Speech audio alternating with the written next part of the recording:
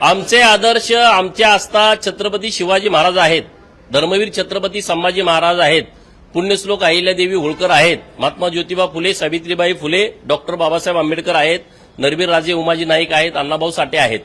आमचे आदर्श मुघल नाहीत, औरंगजेब, निजाम, आदिलशाही हे आमचे आदर्श नाही आहेत.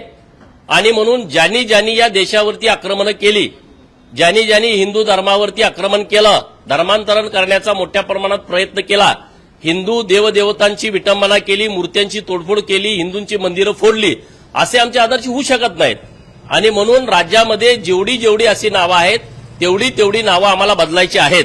आणि सांगली जिल्ह्यामध्ये इस्लामपूरचं ईश्वरपूर व्हावं अनेक वर्षापासूनची मागणी होती.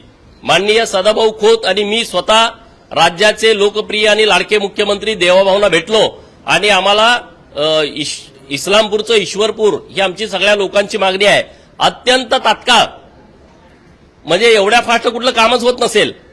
अधिवेशनाच्या काळामध्ये विधान परिषदेमध्ये माननीय मुख्यमंत्री महोदय यांच्या वतीनं माननीय चंद्रकांत दादा पाटील आणि विधानसभेमध्ये माननीय छगन भुजबळ साहेब यांनी घोषणा केली की राज्य सरकारनं अशी भूमिका घेतलेली आहे, निर्णय घेतलाय, इस्लामपूरचं ईश्वरपूर करणार आणि केंद्राकडे प्रस्ताव पाठवतो. आज आनंदाची बाब आहे, केंद्राकडून त्या सर्व प्रस्तावाला मान्यता आलेली आहे आणि आजपासून ईश्वरपूर हे नाम आता प्रचलित होणार आहे, वापरात येणार आहे. मी माननीय मुख्यमंत्री महोदय यांचं विशेष अभिनंदन करेन आणि केंद्र सरकारचं पण विशेष अभिनंदन करेन.